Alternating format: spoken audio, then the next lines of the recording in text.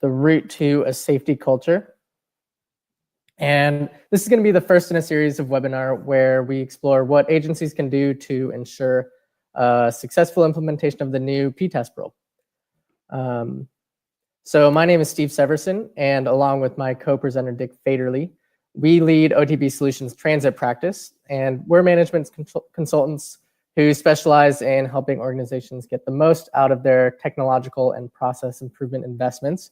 And we know that the new PTASP rule is going to involve a lot of this type of investment, and we want to share with you some of our biggest lessons learned, as well as the framework that we use to implement these types of big, important projects. So a few logistics to get out of the way before we get started. First of all, there is going to be a recording of this webinar, and we're going to send it to everyone. So don't worry if you miss a piece of it, you can get the recording later. We also wanted to let you guys know that we are going to be offering another version of this exact same webinar again on next Thursday, December 6th, because we know there's a lot of safety stuff going on right now, and there were a few people who wanted to attend but are busy with other things. So that's going to happen next week. We're hoping to run through this in roughly 25 minutes to allow for a formal Q&A session afterwards. We don't have any audio set up for the participants, but there is a Q&A feature over to the right of the slides on the screen. And so you can use that throughout the presentation, and I'll try to answer your questions as I get them.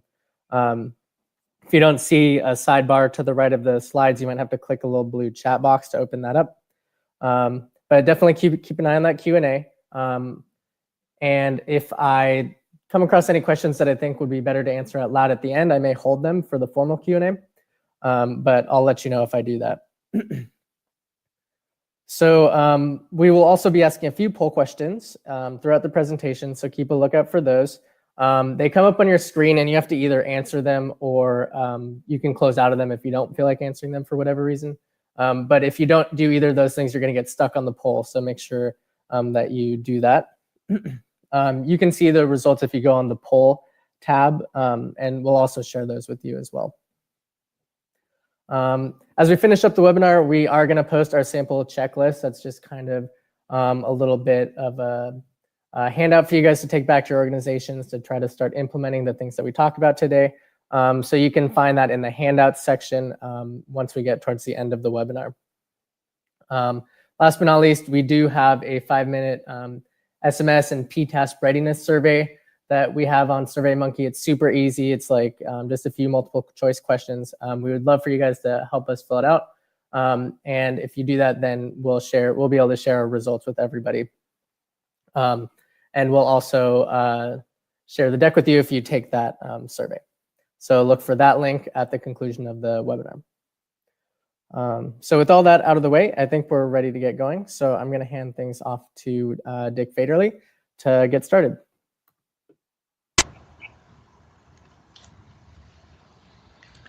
Thanks, Steve.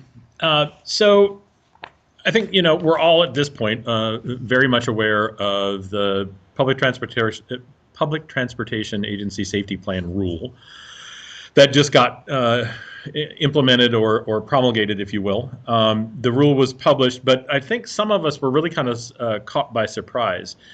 Given the current environment and the current administration's statement of wanting to make sure that regulations that were out there were not negatively impacting the economy and that they wanted to reduce everything, some of us were thinking that maybe there would be a delay in this particular rule.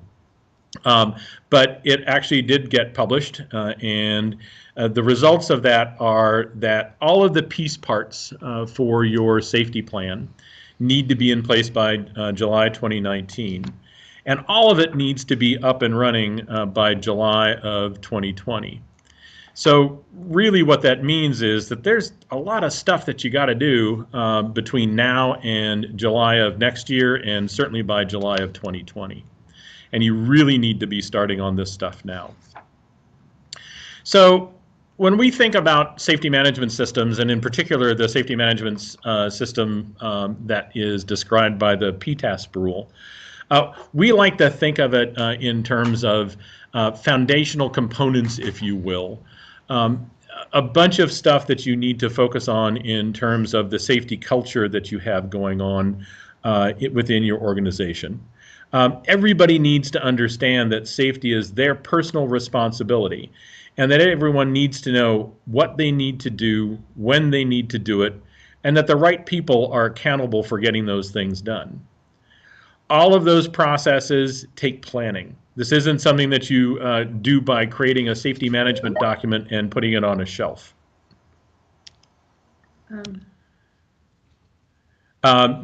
So when you do that, we tend to think of this as a way of I'm sorry, we seem to be having some audio problems. I just want to make sure that people can hear me right now. Okay, so they seem to have cleared up. I apologize for that.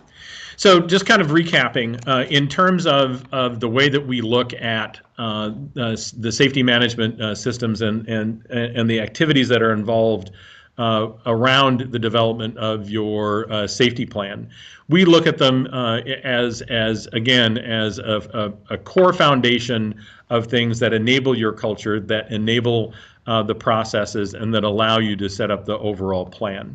And this is the order that we're going to go through the content that we have organized today. But when we look at this stuff, it's really important for us to understand all the different things that are included in a safety management system. Some of the key takeaways about an SMS are that it's well defined, that the people at the top aren't just responsible for the SMS, but rather they're certifying personally that the agency is doing everything it can to protect the safety of the ridership, the public at large, and of all of the agency personnel. For this to be true, they have to fund it. They have to provide an environment in which the staff trust that there won't be negative repercussions for them should they report a safety issue. They need to make sure that the agency develops a culture which is shared throughout the organization, that safety is everyone's job, and through continuous improvement, move from a reactive safety ethos to a proactive one. Underpinning all of this is data, documentation, and training. So the first thing I want to talk about is the critical nature of training and communications. The risk with training around an SMS is that it'll be viewed by just another checkbox to tick off as having been done, so you can, quote unquote, comply with the rule. Training and communication are critical to developing your safety culture. It must be forthright, honest, and involve everyone within the organization. One of the gotchas to look out for is the freshness of your content. Not just the training content, make sure that it's all current and reflecting the appropriate things of the rules, but also other communications. You know, we've all been there. We go out to our agency portal and we see that the last posting was made 3 years ago by someone who's no longer in the agency. Most agencies are challenged with keeping their content fresh and up to date. And it's a non-trivial piece of the SMS puzzle. Before I dig into some of the things you should consider around your data, we wanted to ask you a quick polling question. Steve? Yeah, so here's the question. And we were just wondering how many people know the 4 minimum safety performance measures that the FTA is going to require you to track as part of the new PTASP rule. Give people a couple more seconds to respond here. Looks like we have about 50-50 split between yes and no. So that's pretty good. It's really only 4 things that you are actually required to track, and those are fatalities, injuries, safety events, and system reliability. And the FTA says that you have to track these things, but they actually don't specify how you need to track them.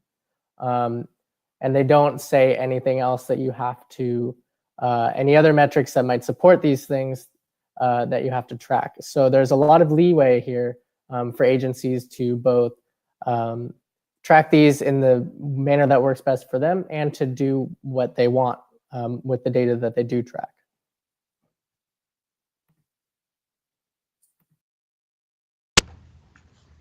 Thanks, Steve.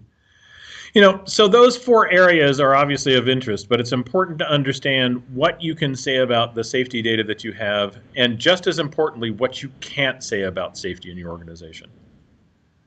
We all know the old adage, correlation is not causation, but there's also the risk of thinking that there is a correlation between some pieces of information when there really isn't. Depending on the data, how much of it you have, how long you've been collecting it, and many other factors, you may be able to describe the things that you're interested in, but you may not be able to infer anything. In addition to this, you also need to decide what else you need to collect and what your strategy is for collecting it. We're going to show you our strategy for making these kinds of decisions, but the FDA has also provided you some guidance, which we encourage you all to take a look at. So when you think about most organizations, when they're doing this kind of work, and we've seen this time and time again, really what organizations do is they look at what data they have from the various applications and the data sets that they have lying around. Then they turn around and figure out what kinds of metrics they can derive from those various data sources. Once they've determined that, they turn around and they create their dashboards and the reports that they can give to their employees, and then turn around and say, basically, go forth and go do good. Yeah, well, we kind of think not so much. The problem with this approach is that it isn't focused on the needs of the business or the people responsible for getting stuff done. We think you should turn this process on its head, and we've had great success with this with our other clients using this kind of an approach. We think you should start with the business outcomes, the behaviors, the actions that you want your people to take. You need to understand the levers that you're asking them to pull.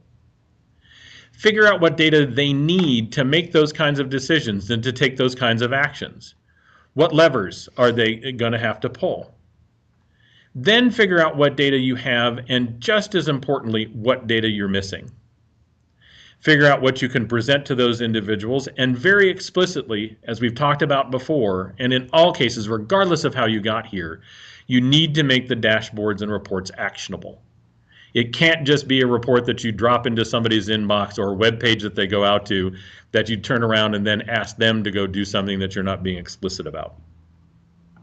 Over the past several years, there have been lots of usability studies done that indicate that after about 5 clicks on a website or 5 steps in a process that are manual and outside the norm of how you would normally complete this process, you lose about 90% of follow-through on those processes or actions.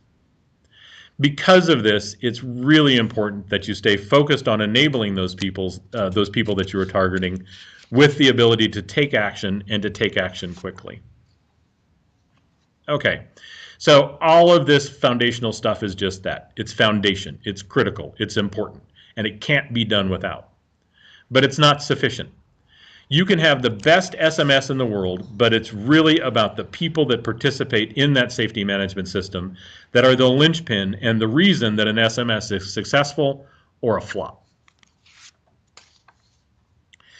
If the people in your organization look at the policies, the procedures, all of the training, and everything else that's surrounding your SMS as something that needs to be done to comply with some policy or rule, rather than a crucial component in their daily execution of their jobs, your safety management system will fail. Furthermore, they have to feel safe in reporting issues to management.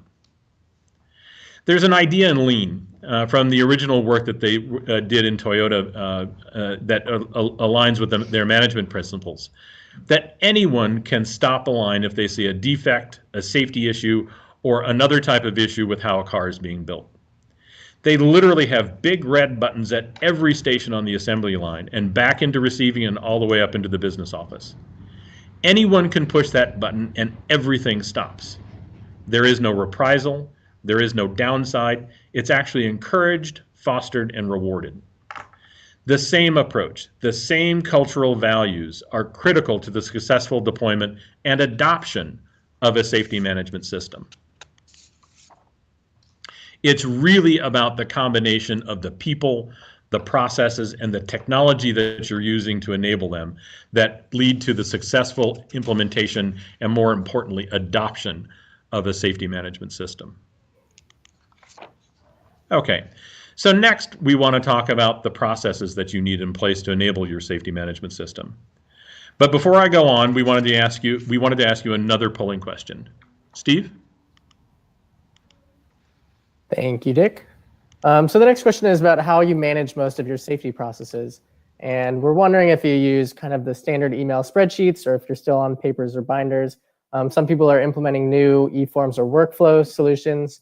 And some people are still using the old sneaker net and just kind of walking around the office. So please pick the one that suits you best. Looks like we're mostly on email and spreadsheets. We've got a couple people still doing sneakers and one each on paper binders and e-form workflow. So pretty good spread, but it looks like most of us are on emails and spreadsheets.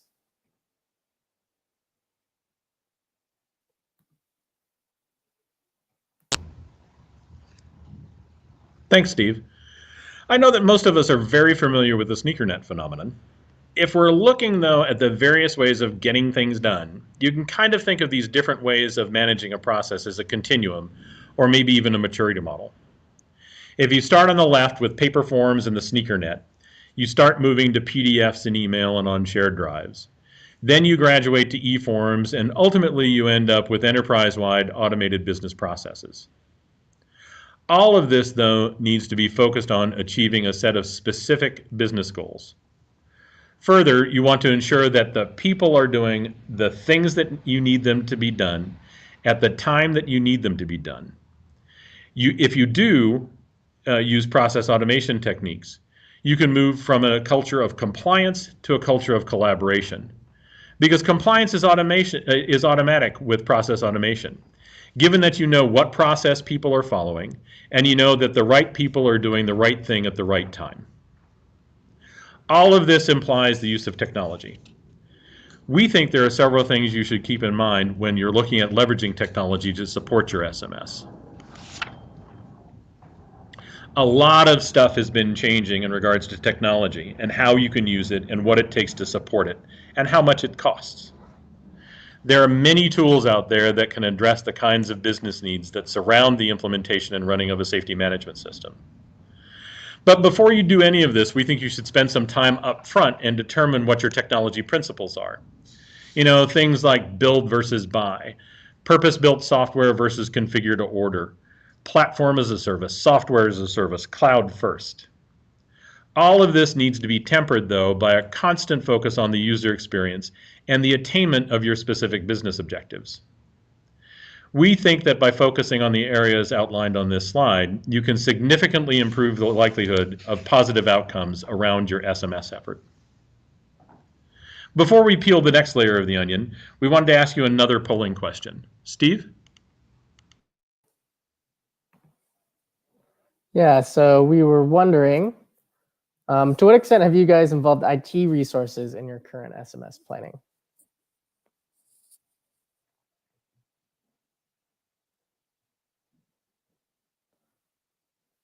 All right, it looks like there's pretty much a perfect spread with 2 each on not at all and extensively, and a few more on to some extent. So mostly a little bit kind of, but not extensively for most people.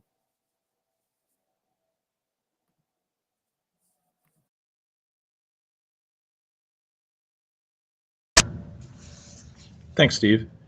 You know, the reason that we think involving IT early is critical is because we think that using technology as a key enabler to your safety management system is really important. You know, as we said, we think you want to deploy a solution architecture that, to as much an extent as possible, has no code. We can't overemphasize that. And we also think that configure to order is a really important feature. Nonetheless, we think that the following application services should all be in place to support your safety management system efforts. Overarching all of it is a unified single place for you to go to find out what you need to find, do what you need to do, learn what you need to learn, and update what you need to update. All of that supported by the other application services you see and secured by a strong identity and authentication service. All of these different parts, technology, people, training, all the processes that you need to design and deploy, need to be carefully planned.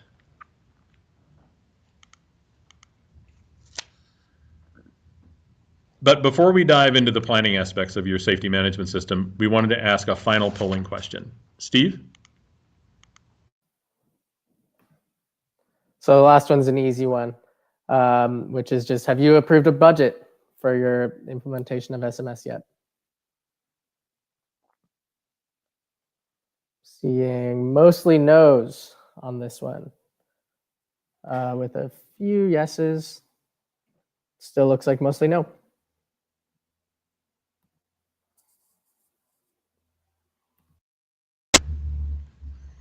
Thanks, Steve. You know, that's not surprising, given that I think most people are thinking that the whole effort around a safety management system and the PTASP rule is really about spending money and yet another investment that you have to make as an agency. But really, the message that we want to deliver here is that implementing a safety management system saves you money. I'm not going to go through in detail all of the bullets here, but it really is about the costs that are involved when an accident happens, losing the ability to use the asset, the cost in repairing it, the loss of worker time or replacement workers, and you know, heaven forfend that this should happen, but if there are deaths involved, all of the insurance and litigation and all the other costs associated with that. But really, when you look at this, it is really about saving time and saving money. You know, as we've been saying throughout this presentation, it isn't about compliance. This is really about improving your outcomes and improving your safety. By focusing on safety, you can improve the delivery of your services and reduce costs. The FTA, in their studies, estimated that there's a benefit-cost ratio of 205 to 1.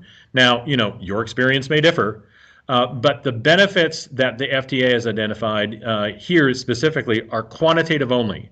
But there are a number of significant and important qualitative benefits that you need to look at too. So you can go to the FTA site and drill into the detail of this if you want, but the short message is that really a safety management system that is successfully deployed saves you money. So, you know, really what does all of this mean?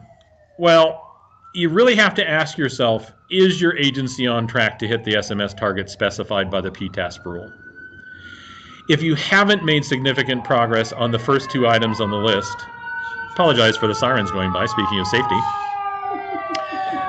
I'll let them kind of pass up here a little bit. I think they're coming directly into my office. Okay, so going back to that, if you have not made significant progress on the first two items in your list, you really do face a fairly daunting challenge. So if you look at the PTASP requirements, all of the organizational, all the foundational pieces, the components that you need in place for the foundation, the things that you need to focus on for culture, for the processes that you need to define and deploy, and all of the planning that you need to put in place and the policies that you need to have, there's a lot of stuff to do. And you need to look at what you already have in place, because all of us have been focused on safety from the beginning. This is really a different organizational rubric for how you approach safety rather than something net new in its entirety.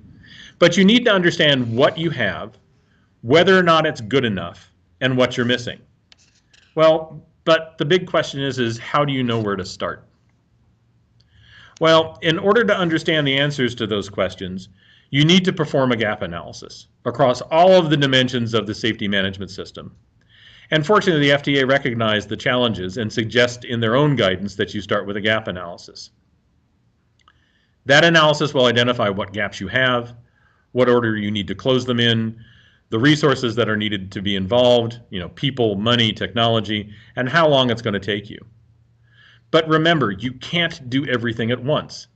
Not only should you not try to boil the ocean dry in your efforts to be thorough, but this isn't a once and done effort. Go back to our principles to which we referred earlier. Look at this as an iterative process, and that you need to launch and learn from, and realize that this is a critical part of your continuous improvement efforts. One of the things that I wanted to point out on this slide is the way that we've structured the pillars and the components of the PTASP safety management system. We've put documentation and records one of the components of a safety management system, as the central hub of your multi-spoked SMS. We think that documentation and records is a core component of all the other components of your SMS. And it's also how we approach a gap analysis. We've developed a proven method for delivering gap analyses. We've used it successfully at a variety of agencies, and we can scale it to fit your needs. A critical piece of understanding about a safety management system is that one size does not fit all, and the FDA has recognized this explicitly in the design of their rule. And your approach to developing your safety management system needs to be sized to meet the needs of your agency, your ridership, and your staff. We're popping up a link to the registration for this webinar that we have scheduled for December 13th next month. Feel free to register from here or just close the window and return to the webinar. The link will open up in a new tab if you click it, but we'll also be sending you a link in an email so you can register that way as well. Also, we have a survey that we'd like you to take, and that will be sent to you as a separate link as well. But now what I want to do is turn this back over to Steve so he can open up the Q&A section. Steve? Yeah, let's get going on the questions. I think just first of all, someone was wondering back on those slides when you were talking about the dashboards, kind of what strategies agencies can use to go from kind of that first slide that you were saying doesn't work very well to the slide that you were saying works a little bit better. Yep, exactly. Sure. You know, really what we're trying to get to is you need to be focused on the outcomes that you're trying to attain. So in terms of your safety management plan and the goals that you're setting for those measures that we were talking about, you need to understand what those goals are and specifically create the dashboard to provide the information that the people that you're asking to take action on are illustrative of or insightful about the attainment of those goals. And ultimately what we're trying to get to is an understanding of those kinds of things that you can tell people that enable them to be proactive about safety rather than reactive.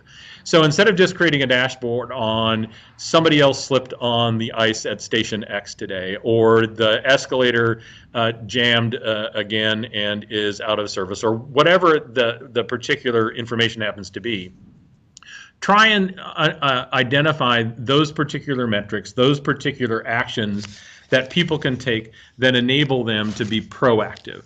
And again, if you focus on making those reports and those dashboards actionable, that really does drive the outcomes towards your implementation of a safety management system. Actually, thanks for asking that question. That's a really good one.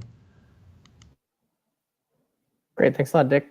Yeah, and I think the last one that I see on here, it looks like someone was asking a little bit more about that wheel that we had at the end there, and kind of a bit more about digging deeper into the other pieces of it and kind of what all that involves.